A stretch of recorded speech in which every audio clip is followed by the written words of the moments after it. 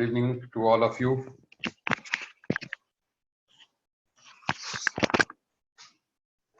So, in the last lecture, we have talked about stereoisomerism. लेकिन last lecture में मैंने बोला था कि हम लोग आगे जो कंटिन्यू करेंगे that will be some physicals topic. So आज जिस टॉपिक की मैं बात करने जा रहा हूं, I am going to talk about one topic जो किसी ने नहीं किया है अभी जो है, that is liquid solutions.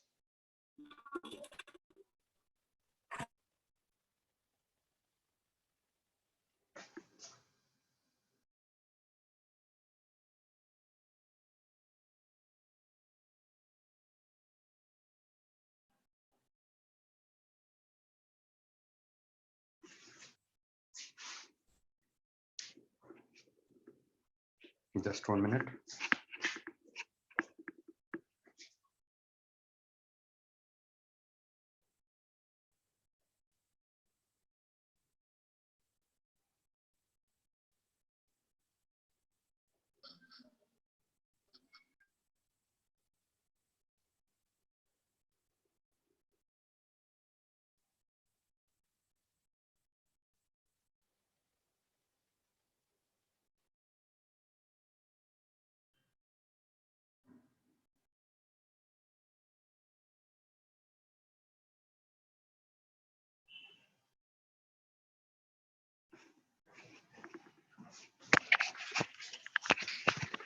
So liquid solutions की बात करेंगे. Is every person comfortable with this topic? No problem. आपने डिमांड की थी कि कुलदीप शर्मा सर ही पढ़ाएंगे, इसलिए मैं ले रहा हूं इस टॉपिक को. सुनिए, तो यहां पर लिक्विड सॉल्यूशंस की जहां पे हम बात कर रहे हैं, तो लिक्विड सॉल्यूशन में सबसे पहले हम समझ लेते हैं एक कॉन्सेप्ट को, that is called vapour pressure.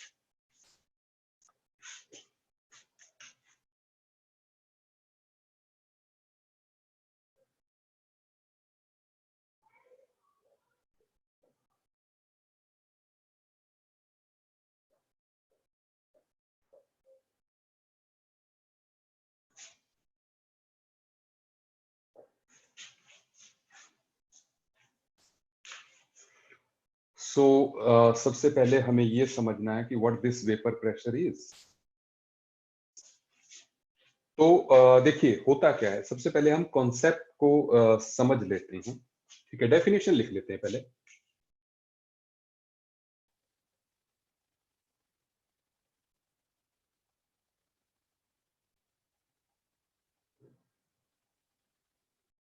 The pressure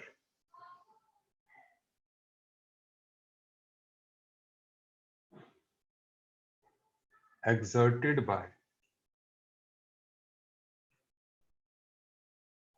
vapors of a liquid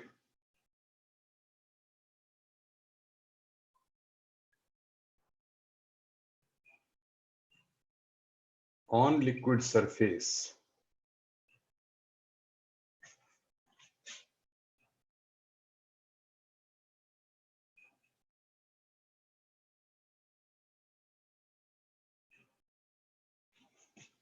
at equilibrium is called vapor pressure. तो ये इस टर्म का मतलब क्या हुआ, पहले हम इसको समझ लें. देखिए होता क्या है, जैसे मान लीजिए हमने ये कंटेनर लिया,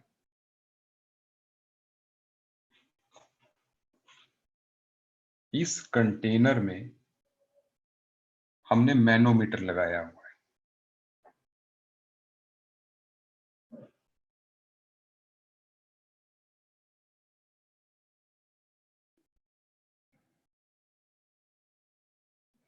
ये मैनोमीटर है, तो इसमें लिक्विड भरा हुआ है, जैसे मान लीजिए मरकरी है और उसका लेवल ये है, और यहां पर हमने जो है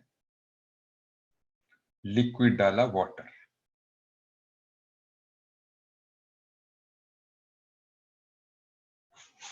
ठीक है, ये कोई भी लिक्विड हो सकता है, इट इज नॉट ओनली कि हम लोग जो है यही लें, it can be any liquid, any volatile liquid. Volatile liquid मतलब जिसके वेपर्स बनते हैं। ठीक है, सुनते जाइए मेरी बात। Am I audible to all, comfortable, से यस और नो। तो होता क्या है, सबसे पहले जो है यहां पर हम लोग देखिए, पहले यहां पर वैक्यूम है, इनिशियली यहां पर वैक्यूम है। तो जब वैक्यूम होता है इनिशियली, तो क्या होता है, इधर इधर भी वैक्यूम है, इस जगह पे भी वैक्यूम ही है। ठीक है, ये तो आप जानते ही हैं मैनोमीटर में, इधर वैक्यूम है, ये मरकरी है। तो इनिशियली इधर वैक्यूम होता है, लेकिन धीरे धीरे क्या होता है, जैसे जैसे टाइम आगे चलता है, ये लिक्विड जो है वेपर बनाना स्टार्ट करता है। उसको हम जो है वेपराइजेशन बोलते हैं। हम मेरी बात समझ रहे हैं? तो क्या हो गया, वेपराइजेशन जो है वो स्टार्ट हो गई। सुनते जाइएगा बात। तो यहां पर जो है स्टार्ट हो गया जी वेपराइजेशन।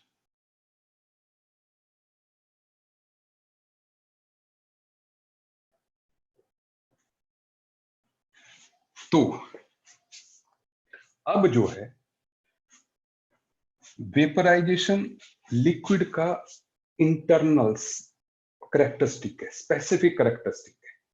ठीक है, तो जैसे ही हम लोग जो है मतलब वेट करते जाएंगे, ठीक है, अभी अभी क्या हो रहा है कि वेपराइजेशन हो रहा है, तो धीरे धीरे इसका लेवल नीचे होता जाएगा, इसका ऊपर होता जाएगा, क्योंकि कंटेनर में क्या होता जाएगा, प्रेशर बढ़ता जाएगा।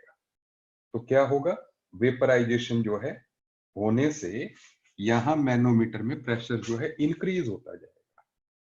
लेकिन साथ में यहां पर एक और प्रोसेस होने लगेगा, दैट इज कि ये जो वेपर्स हैं लिक्विड के, इनके धीरे धीरे जो है इनमें से कुछ जो है वापस लिक्विड सरफेस के साथ टकराकर जो है कंडेंस होना स्टार्ट हो जाएंगे।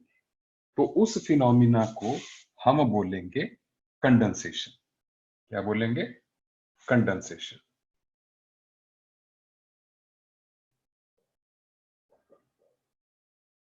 तो अब तो इवेपोरेशन पहले ज्यादा है, कंडेंसेशन कम है, लेकिन जैसे जैसे वेपर्स बढ़ते जाएंगे वैसे वैसे क्या होता जाएगा कि कंडेंसेशन भी इंक्रीज होती जाएगी। तो वेपर्स का लिक्विड में चेंज होना जो है वो भी जो है इंक्रीज होता जाएगा। एक स्टेज ऐसी आएगी जब ये दोनों प्रोसेसेस जो है बराबर हो जाएंगे। जब ये दोनों प्रोसेसेस बराबर होंगे उसको हम कहेंगे इक्विलिब्रियम। ठीक है, तो उस टाइम पर क्या होगा कि ये जो मरकरी है ना, ये एक लेवल पे आके रुक जाएगी। पहले तो प्रेशर बढ़ रहा है, तो प्रेशर बढ़ेगा मतलब ये लेवल यहाँ पे हो गया, ये लेवल यहाँ तक बढ़ गया, ऐसे। ठीक है, बढ़ गया प्रेशर। ये जो डिफरेंस आया, क्योंकि अब जो है चाहे आप इस लिक्विड को 2 घंटे रखो, चाहे 5 घंटे रखो, चाहे 5 दिन रखो सेम टेम्परेचर पे, अब कोई फर्क नहीं पड़ने वाला है। तो ऐसे में जो है ये जो डिफरेंस आया है, ठीक है ना, सपोज इस हाइट के बराबर जो है we will get it, it correspond to vapour pressure of water. ठीक है, तो अगर ये मान लो h सेंटीमीटर है, तो हम कहेंगे vapour pressure of H2O is equal to h centimetre of Hg। Are you getting, am I audible to all? आपको सुनाई दे रहा हूं मैं क्लियरली कि नहीं? just 1 minute.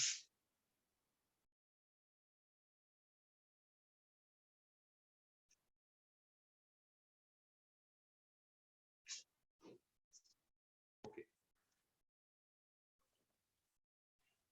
Now, so what I am saying कि वेपर प्रेशर ऑफ वाटर जो है h सेंटीमीटर ऑफ Hg हो जाएगा। अब यहां पर इसको हम ऐसे कह सकते हैं कि एट इक्विलिब्रियम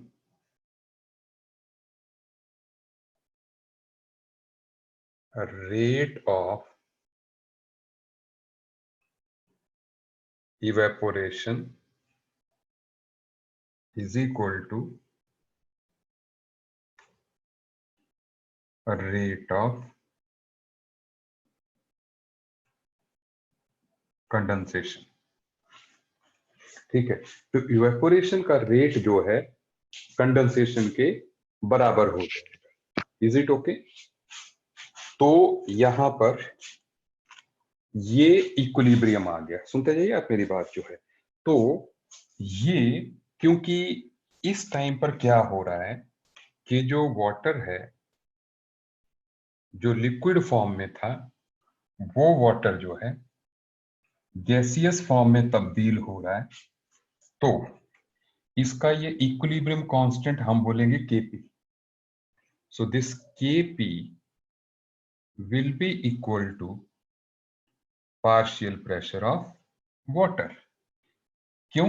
ये गैसियस फॉर्म का ही लेंगे ना, लिक्विड को तो हम इक्विलिब्रियम की डेफिनेशन में लेते नहीं है। तो इसलिए जो है partial pressure of water is equal to Kp of the this reaction, liquid changing into gas.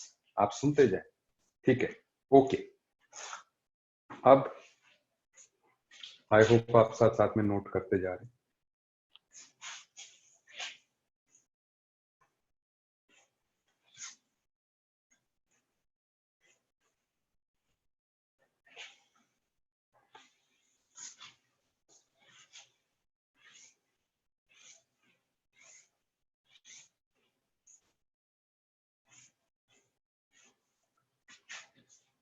अब आप सुने, दैट इज वेपर प्रेशर के बारे में कुछ इंपॉर्टेंट पॉइंट्स। आप पहला पॉइंट लिखें,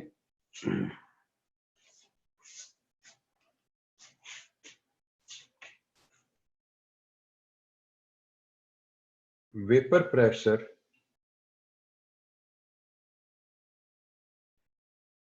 does not depend upon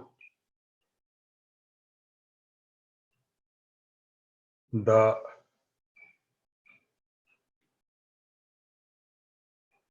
quantity of liquid taken।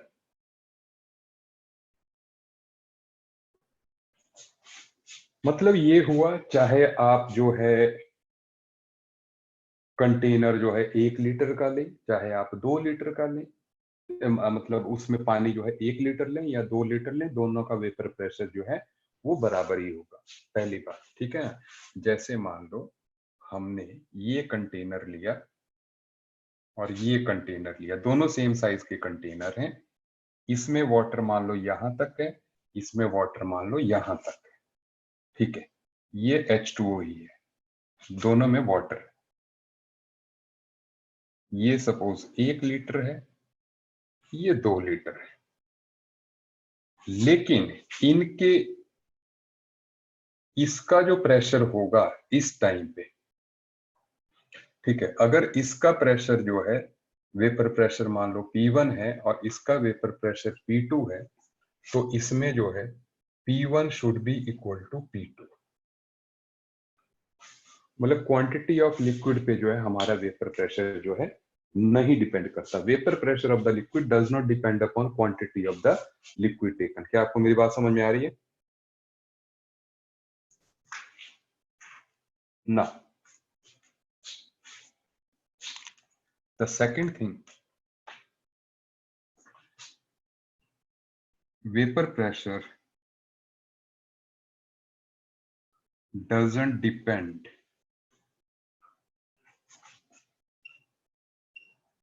upon size or shape of vessel। मतलब ये हो गया यहां पर कि जैसे ये है, यहां पे मान लो सभी में लिक्विड बराबर क्वांटिटी में,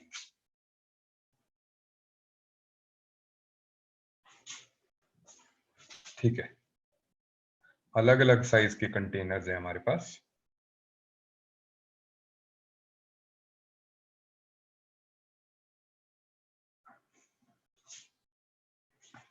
तो इसमें जो है अगर प्रेशर जो है P1 है, इसमें प्रेशर, या इसको हम P2 P3 ले लेते हैं, P3 है, इसका P4 है और इसका P5 है।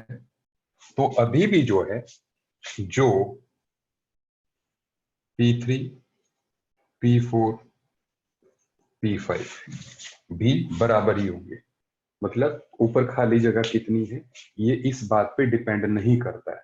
मतलब अगर आप आधा गिलास पानी का लें, उसको ढक्कन लगा दें, तो उसका वेपर प्रेशर भी उतना ही होगा जितना एक बड़ा पानी का टैंकर होता है, उसमें मान लो एक बकेट पानी की डाल दो, बाकी खाली है, तो 2 घंटे बाद देखोगे तो दोनों में जो वेपर प्रेशर होगा दोनों में वो बराबर ही होगा।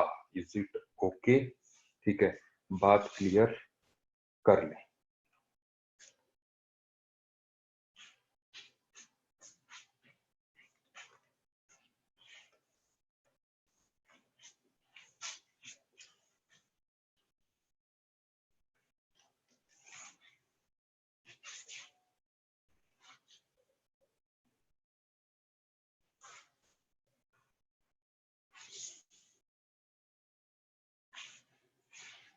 ठीक है, सुनते जाएं आप बात। नाउ द नेक्स्ट थिंग, तो वेपर प्रेशर अगर जो है नहीं डिपेंड करता है इन दो फीचर्स पे, ठीक है, तो किस पे डिपेंड करता है? पहली बात तो vapour pressure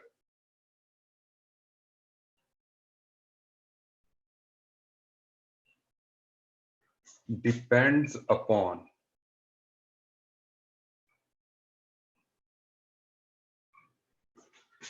type of liquid. मतलब वाटर का वेपर प्रेशर कुछ और होगा, अल्कोहल का वेपर प्रेशर कुछ और होगा, जाइलिन का कुछ और होगा, बेंजीन का कुछ और होगा। इस तरह से अलग अलग लिक्विड के लिए जो वेपर प्रेशर होगा दैट विल बी डिफरेंट। सुनते जाइए। नेक्स्ट पॉइंट,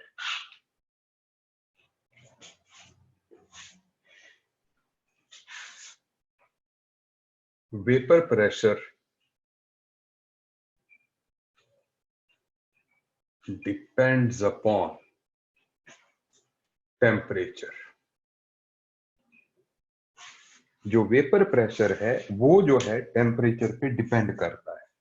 अगर हम सिंपल वर्ड्स में कहें तो जो वेपर प्रेशर और जो टेम्परेचर की वेरिएशन है वो जो है,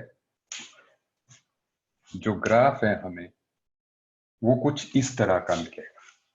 सो दैट मीन्स टेम्परेचर बढ़ेगा तो वेपर प्रेशर भी बढ़ेगा। आपको मेरी बात समझ में आ रही है या नहीं आ रही? ठीक है, सुनते जाएं।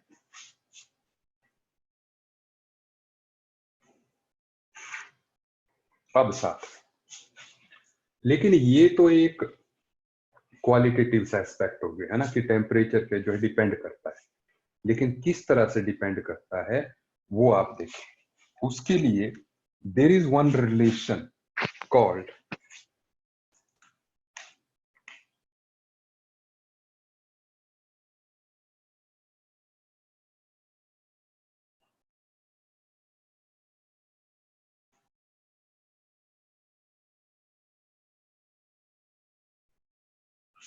Clausius-Clapeyron equation. ये जो हमारी क्लॉसियस-क्लैपेरॉन इक्वेशन है, ठीक है, वो रिवर्सिबल फेज ट्रांसफॉर्मेशन के लिए होती है। ठीक है, जो रिलेशन होता है हमने पहले भी पढ़ा हुआ है, that is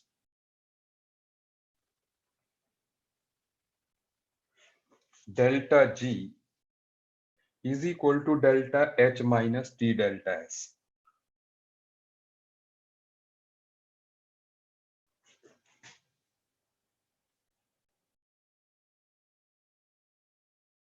delta G is equal to delta H is P delta V minus T delta S. लेकिन at equilibrium delta G is equal to zero. अब सुनते जाएं, एट इक्विलिब्रियम जो है डेल्टा जी क्या होगा, जीरो होगा। सो दैट मीन्स हम ये कह सकते हैं, आप यहां पर ये भी देख लें, जो डेल्टा वी होगा ना, यहां पर जो है, मैं डेल्टा वी के बारे में बता दूं, जो डेल्टा वी होता है that is equal to volume of gas minus volume of liquid. ठीक है, तो यहां पर जो है it is approximately equal to volume of gas. ये मतलब क्या हुआ कि एक कंटेनर है, उसमें बहुत ज्यादा जगह तो गैस नहीं घेरी होगी, लिक्विड ने तो नेग्लिजिबल घेरी होगी, तो इसलिए जो है जो डेल्टा वी है, क्योंकि वो लिक्विड से गैस में तब्दील हुआ है ना, तो delta V is V final gaseous minus V initial.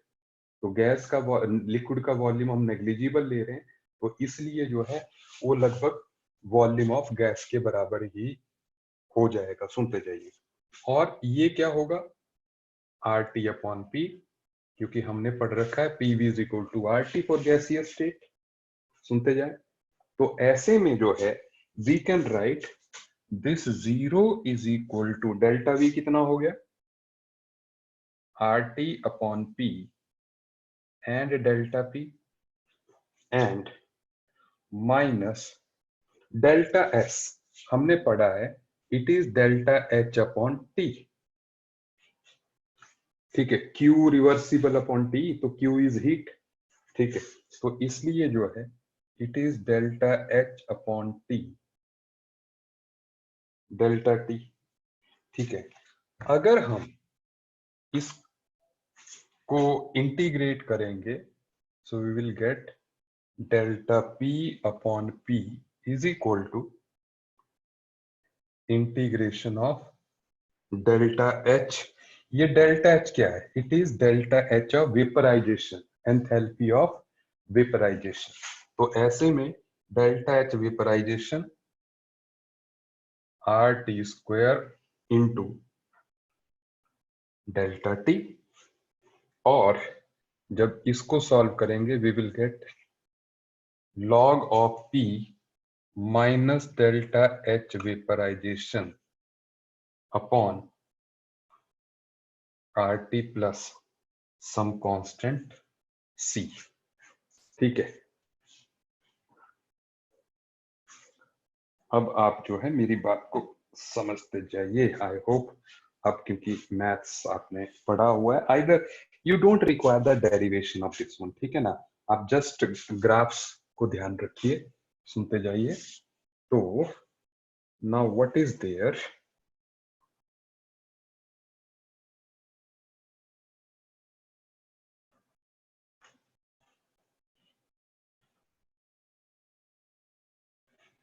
So when we are writing this, इसका मतलब हमारा जो ग्राफ आ जाएगा वो नेगेटिव स्लोप वाला होगा, दैट इज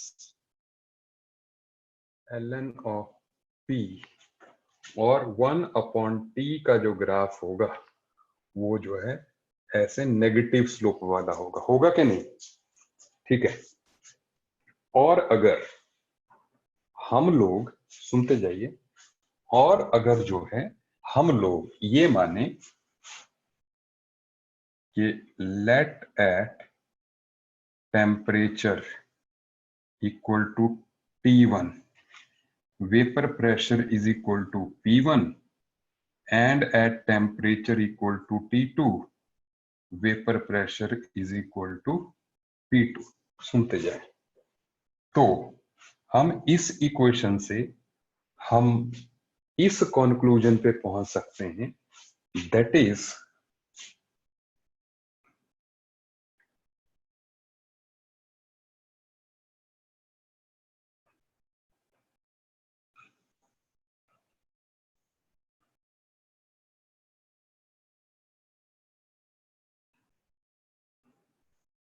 अब बात आसान हो जाएगी। कई लोगों को ये डिफिकल्ट दिख रही होगी, लेकिन बात आसान है।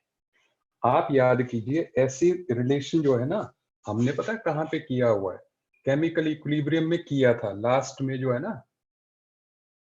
आप ध्यान रखिए, P2 और P1 की जगह K1 K2 एंड K1 लिया था। ये बिल्कुल वैसे ही है। और इसको पता है क्या, याद रखना बिल्कुल आसान है, क्योंकि ये भी तो Kp के बराबर ही आ रहे थे। हमने कहा था वेपर प्रेशर किसी लिक्विड का जो है K इक्विलिब्रियम के बराबर ही होता है। तो इसलिए ये आसान है हमारे लिए याद रखना इस रिलेशन को, delta H upon 2.303 R 1 upon T1 minus 1 upon T2। ये ln को log टू द बेस 10 में जब हम कन्वर्ट करते हैं तो 2.303 का कन्वर्जन फैक्टर आता है। ठीक है, तो उसको जब जो है हम इधर ले आएंगे तो वो 2.303 इधर आ गया। ठीक है, ये आ गई हमारे पास जो है रिलेशन। ठीक है, जो कि आपको वेपर प्रेशर और टेम्परेचर के बारे में जो है बताती है। इसको हम क्या कहेंगे, it is enthalpy of vaporisation. It is the heat required to convert 1 mole of liquid into its vapor form। ठीक है, so it's easy term। ठीक है, तो ये रिलेशन जो है हम इसको याद रखेंगे। मतलब ये हुआ इस बात का कंक्लूजन कि जो टेम्परेचर है उसके इंक्रीज करने के साथ हमारा वेपर प्रेशर जो है इंक्रीज करता है। और ये रिलेशन अगर हमें T1 टेम्परेचर पे वेपर प्रेशर पता है तो T2 पे हम निकाल सकते हैं कि कितना वेपर प्रेशर होगा। ठीक है, आप आसानी से जो है इसको कैलकुलेट कर सकते हैं। ठीक है, जो लास्ट स्टेप है, देखो मैंने कहा ln to the base, ln को आप जो है log टू द बेस 10 में कन्वर्ट करेंगे तो यहाँ पे 2.303 log टू द बेस 10 आएगा। उस 2.303 को हम यहाँ पे ले, इज इट ओके? और ये हमने यहाँ पे P1 लिया, ठीक है ना, यहाँ पे T1 लिया दो, और फिर जब P2 के लिए आप T2 लेंगे एंड देन आप P2 माइनस P1 करेंगे तो ये रिलेशन आ जाएगा, इससे ये आ जाएगा। Is it okay? डन। आप इसको याद रखें, सफिशिएंट। ठीक है, आप इस ग्राफ को याद रखें, हमारे मेडिकल वालों के लिए तो it is more than sufficient. आपको कोई डेरिवेशन याद रखने की जरूरत नहीं। Is it okay?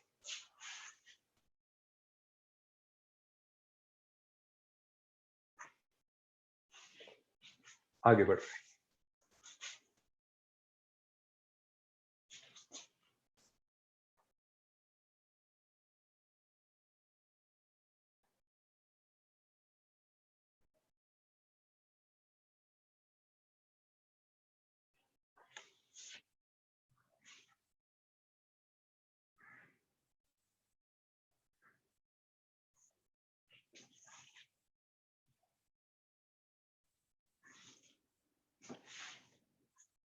अच्छा, अब आप ध्यान दें, दैट इज, अब हम बात करने जा रहे हैं इस टॉपिक के मेन पोर्शन की तरफ।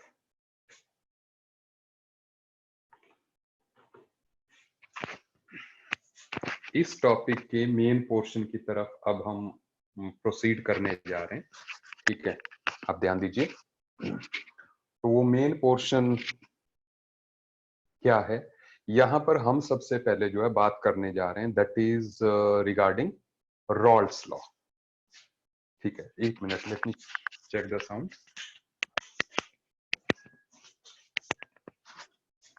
ओके, तो हम बात करने जा रहे हैं रॉल्स लॉ। तो इसको मिटा देते हैं we need the space.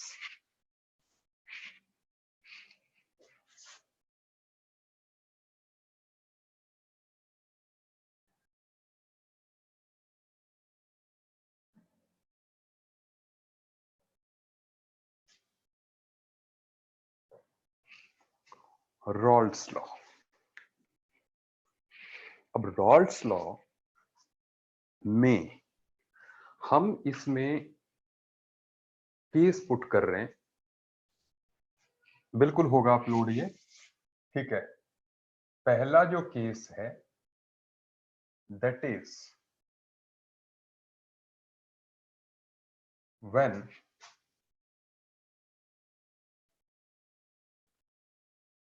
solvent is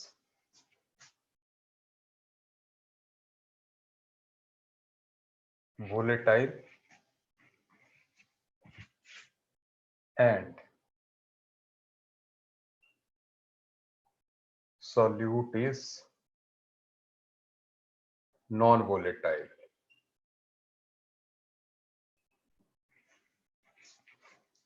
मतलब सॉल्वेंट जैसे पानी, सोल्यूट जैसे शुगर सॉल्यूशन, ठीक है। तो ऐसे में मैं पहले टर्मिनोलॉजी समझा दूं। यहां हम जो सॉल्वेंट ले रहे हैं ना, देखो जो सॉल्वेंट है, सॉल्वेंट हम ले रहे हैं ए कंपोनेंट, जो सोल्यूट है उसको ले रहे हैं बी, ठीक है। आसान हो जाएगा हमें आगे समझना इसको जो है, ठीक है। सुनते जाएं। तो ऐसे में जैसे हम कहें नंबर ऑफ मोल्स, तो सॉल्वेंट के लिखने होंगे Na, सोल्यूट के लिखने होंगे Nb, ठीक है। वेट Wa, Wb, ठीक है ना। तो ऐसे ही मॉलिक्यूलर वेट MWa या Ma, MWb और Mb, ठीक है। ऐसे हम रिप्रेजेंट कर लेंगे, ठीक है। वॉल्यूम Va, Vb, तो हमारे लिए बात थोड़ी आसान हो जाएगी। Is it okay? अब आप सुनते जाएं। So what I am saying,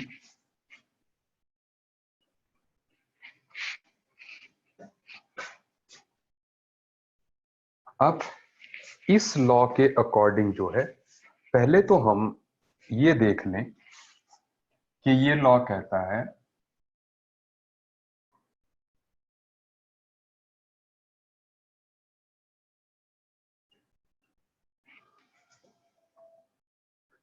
vapor pressure of the solution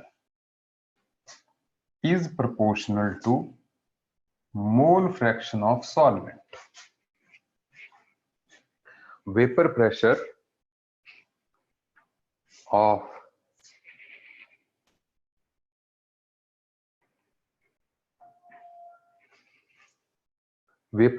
of solution is proportional to mole fraction of solvent। मैं इसका लॉजिक भी आपको समझा देता हूं, आप आराम से समझिए। देखिए, पहली बात तो ये है जी कि एक कंटेनर में मान लीजिए अगर यहां पर वाटर भी है और कुछ मान लो शुगर भी है, रेड कलर से हम जो है शुगर बना देते हैं ऐसे डॉट्स।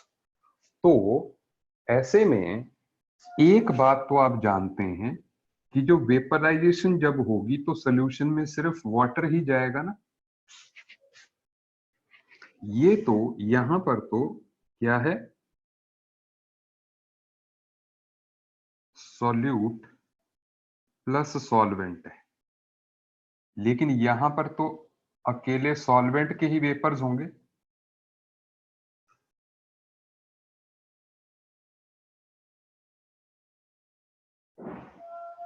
क्योंकि नॉन वोलेटाइल सॉल्यूट जब हमने ले लिया तो इसका मतलब वाटर तो वेपराइज करने से रहा, ठीक है ना।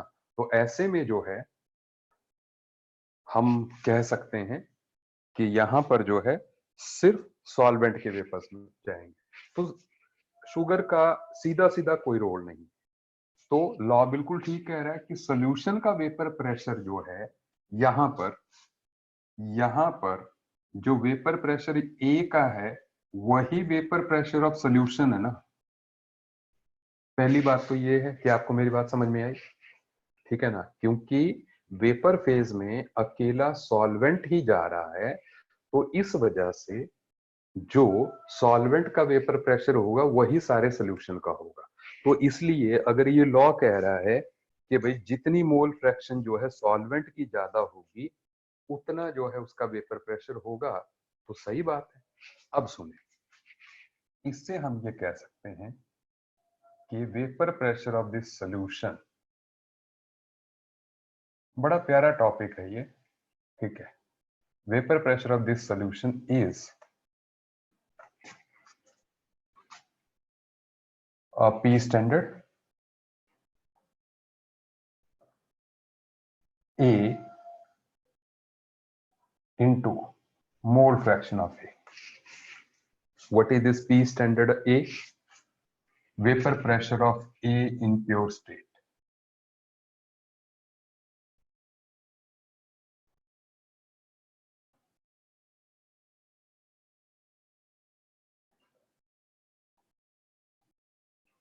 मतलब जैसे अकेले पानी का वेपर प्रेशर कितना होगा उस टेम्परेचर पे, ठीक है ना। So that will be equal to P standard, ये प्रोपोर्शनलिटी कांस्टेंट हो गया। तो ऐसे में हम ये भी कह सकते हैं, सुन लीजिए, एज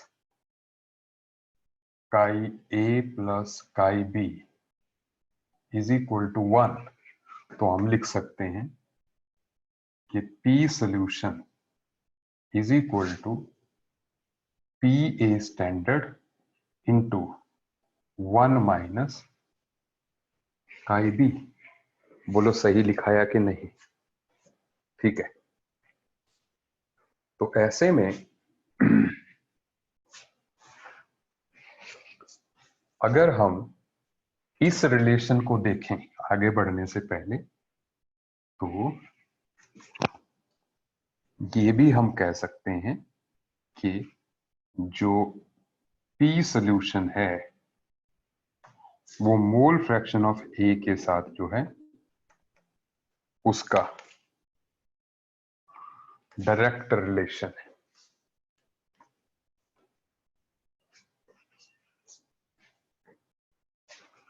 सुनते जाइए,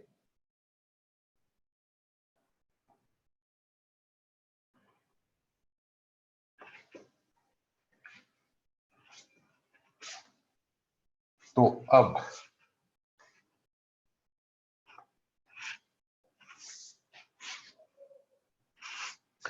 यहां पर इस फॉर्म से आप एक बात देखें, हम लिख सकते हैं कि P solution upon PA standard should be equal to 1 minus chi B, ठीक है। और आपस में आप अथर्व एंड अंकित आपस में मत कन्वर्सेट कीजिए प्लीज। हम इसमें यह भी लिख सकते हैं 1 minus P solution upon PA standard should be equal to chi B. तो we can write PA standard minus P solution upon PA standard should be equal to chi B, that is equal to NB Na plus NB। आप सुनते जाएं। ठीक है, यहां पर जो है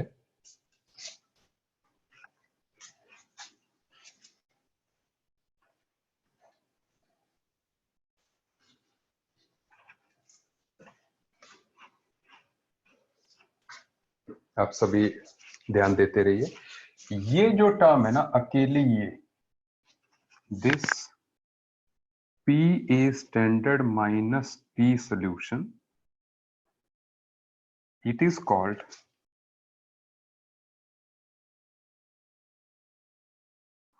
lowering of vapor pressure, while PA standard minus P solution upon PA standard is equal to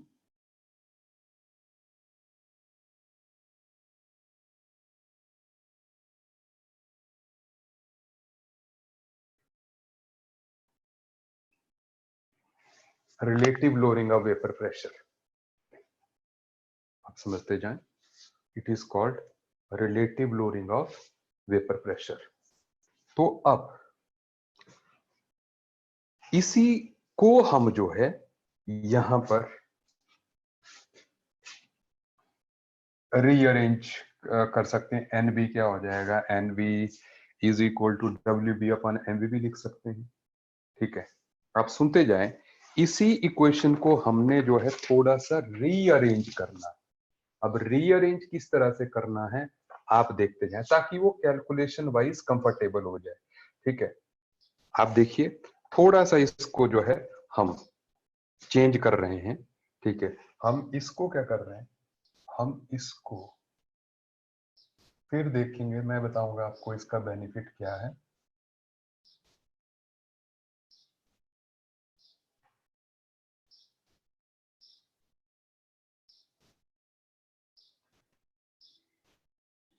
this thing,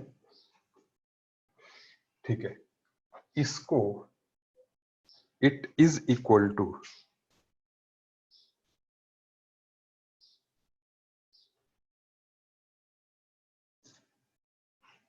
क्या हो जाएगा, ये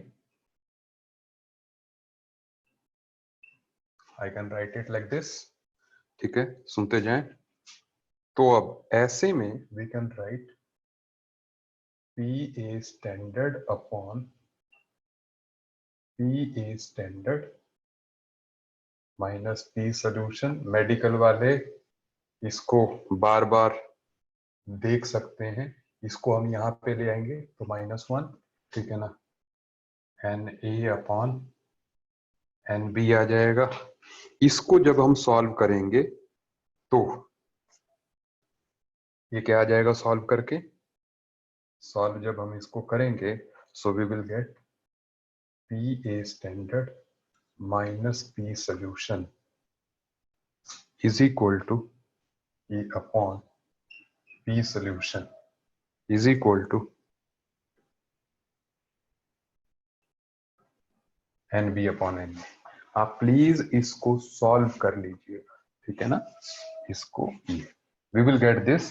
NB अपॉन एन क्या होता है, NB क्या होता है, WB अपॉन MB, और Na क्या होता है, WA upon MA, weight upon molecular wait.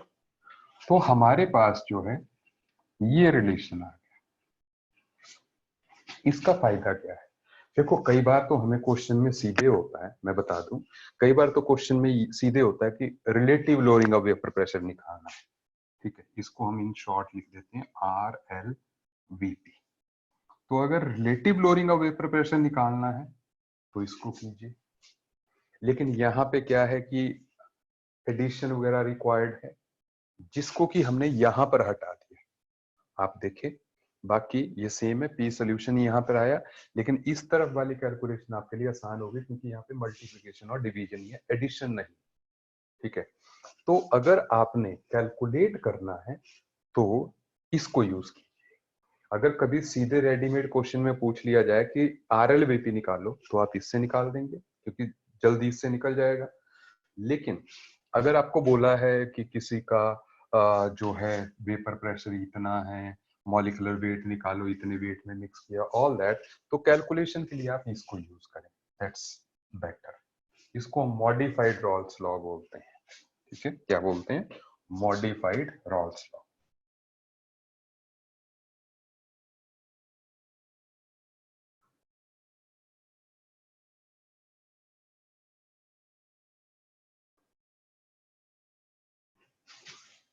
I hope आपको बात जो है समझ में आ गई होगी।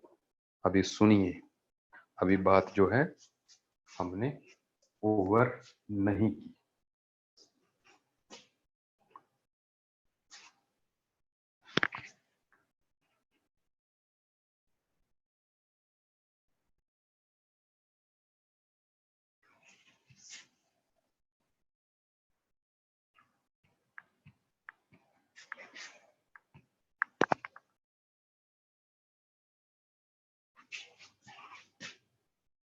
Do you know molality? Molality क्या होता है? रिप्रेजेंटेड बाय स्मॉल एम, जिसको कि हम लिखते हैं number of moles of solute divided by weight of solvent in KGs. यही है डेफिनेशन। समझ आ रही है बात? ठीक है, ध्यान देते रहिए। तो ऐसे में तो हम लिख सकते हैं इसको, मोलैलिटी को क्या लिख सकते हैं? आप देखें, हम लिख सकते हैं मोलैलिटी को small m is equal to NB upon WA, क्योंकि ये वेट ग्राम्स में है, ठीक है ना, तो 1000 से हम डिवाइड कर सकते हैं। और NB को हम लिख सकते हैं WB अपॉन MB WA, क्योंकि ये ग्राम्स में ही है, ठीक है ना, इंटू 1000। इतनी बात जो है आपको समझ में आ रही होगी। तो ऐसे में जो है हम लोग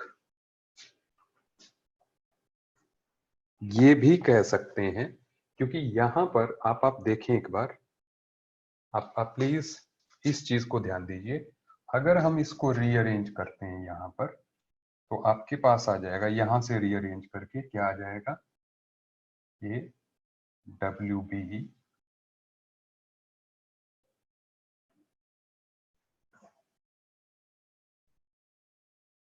upon MB into WA is equal to PA standard minus P solution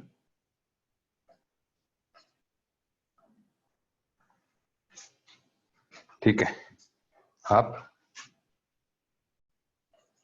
upon P solution, ये तो आ ही गया, एंड अपॉन MA। सही बात है कि नहीं? ठीक है, इज इट ओके? तो अब आप सुन लें। तो अब this, let it be question number 1, ठीक है ना, और इसको अगर हम रीअरेंज करेंगे, WB MB WA is equal to molality upon 1000. Let it be question number 2. So we can say from 1 and 2, we can say कि this and this से हम क्या कह सकते हैं कि PA standard minus P solution upon P solution is equal to किसके बराबर? मोलैलिटी इंटू MA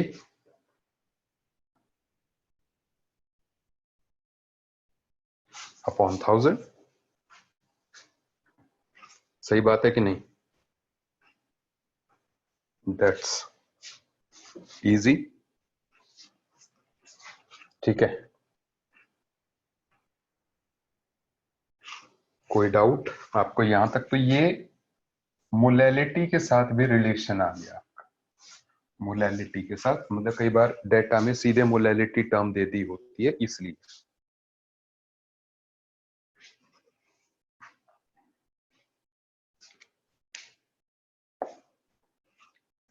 क्या आपको इतनी बात समझ में आ गई? अब हम इसमें आगे बढ़ रहे हैं। आप देखिए क्या करना है हमने, दैट इज अब मैं यहां पर एक थ्योरेटिकल सी बात कर रहा हूं, दैट इज कि आखिर नॉन वोलेटाइल सल्यूट डालकर, क्योंकि यहां पर एक बात क्लियर हो रही है कि जितना आप नॉन वोलेटाइल सल्यूट डालते जाएंगे, नंबर ऑफ मोल्स NB डालेंगे, तो जो मोल फ्रैक्शन ऑफ A है वो कम होगी। जैसे पानी में अगर आप शुगर डालते जाएंगे तो mole fraction of water will decrease, क्योंकि शुगर की बढ़ती जाएगी। तो जैसे mole fraction of water will decrease, the vapour pressure also will decrease. ठीक है, आखिर ऐसा होता क्यों? आप थ्योरेटिकल एस्पेक्ट इसका देखें। देखिए होता क्या है कि जैसे मान लीजिए ये सिचुएशन है, ये कंटेनर है, इस कंटेनर में मान लो पहले प्योर वाटर है, ये ब्लैक कलर के जो सर्कल्स हैं all of them are water molecules. सुनते जाए। तो अब क्या है, जब इवेपोरेशन होगी यहां से, इवेपोरेशन के लिए सारा सरफेस अवेलेबल है। अगर प्योर वाटर है तो इवेपोरेशन के लिए सारा सरफेस अवेलेबल है, मतलब इवेपोरेशन इन सभी जगह से हो सकती है। इवेपोरेशन एक सरफेस फिनोमिना है। तो सारे जो मॉलिक्यूल्स हैं they can help in evaporation, लेकिन और कंडेंसेशन भी सारे सरफेस से हो। कंडेंसेशन के लिए भी सारा सरफेस जो है अवेलेबल है। सुनते जाइए मेरी बात, मैं बता रहा हूं। ठीक है, क्योंकि इवेपोरेशन एक सरफेस फिनोमिना है, तो इवेपोरेशन जो है सारे सरफेस से होगी। ठीक है, कंडेंसेशन जो मॉलिक्यूल टकराता जाएगा, कहीं भी सरफेस पे टकराए कंडेंसेशन भी हो जाएगी। लेकिन जब आप मान लो कुछ मॉलिक्यूल शुगर के डाल देते हैं, ये जो मैं रेड शेड कर रहा हूं ना, जैसे ही आप शुगर डालोगे तो कुछ मॉलिक्यूल्स जो है वो शुगर के सरफेस पे जगह घेर लेंगे। क्या आप सही कह रहा हूं? तो जैसे ही शुगर के मॉलिक्यूल सरफेस की जगह घेरेंगे, तो whole of this surface will not be available for evaporation। ये हो गया सॉल्यूट, ये हो गया सॉल्वेंट। क्योंकि सॉल्यूट हमारा नॉन वोलेटाइल है, तो इसलिए जो शुगर सरफेस पे आ गई पानी के, वहां से इवेपोरेशन थोड़ी नहीं हो सकती, तो इसलिए पानी की इवेपोरेशन कम हो गई। लेकिन जब कंडेंसेशन होने की बारी आएगी, तो कंडेंसेशन के लिए अभी भी सारा सरफेस अवेलेबल है, क्योंकि पानी का जो वेपर है वो शुगर के साथ टकरा के भी पानी में तब्दील हो सकता है। तो नॉन वॉलेटाइल सल्यूट डालने के साथ जो है इवेपोरेशन वाला एरिया तो कम हो जाता है, लेकिन कंडेंसेशन का एरिया उतना ही रहता है। तो नेट वेपर प्रेशर का डिक्लाइन हो जाएगा, क्योंकि कंडेंसेशन फेवरेबल हो गई और इवेपोरेशन जो है कम हो गई। क्या आपको मेरी बात समझ में आई इतनी? ठीक है, क्लियर है? ठीक है, किसी को कुछ पूछना हो इसमें? Any doubt? और बाय द मीन टाइम, मैंने कहा एनी डाउट, रिपीट जिसने लिखा। ठीक है ना? कुछ पूछना? अच्छा सुनिए, अब आप बाय द मीन टाइम आप लोग जो है जो हमारा स्टीरियो केमिस्ट्री वाला पैकेज है उसको कंप्लीट कर दीजिए। ठीक है, I am giving you 3 days। 3 दिन में मुझे स्टीरियो केमिस्ट्री का पैकेज जो है किया होना चाहिए। Is it okay? अभी स्टीरियो केमिस्ट्री में क्वेश्चंस नहीं है? ओके, आपको क्वेश्चंस मिल जाएंगे। तो आज मैं आपको जो है व्हाट्सएप ग्रुप पे जो है क्वेश्चंस मिल जाएंगे। ठीक है, तो अब इसमें आप उस पैकेज को सॉल्व करना है। 3 दिन का टाइम है। Then we will organise doubt session, जिसमें कि जो है आपको आपके डाउट जो है पूरे क्लियर कर दिए जाएंगे। एक्चुअली जस्ट 1 मिनट, 1 मिनट दीजिए मुझे।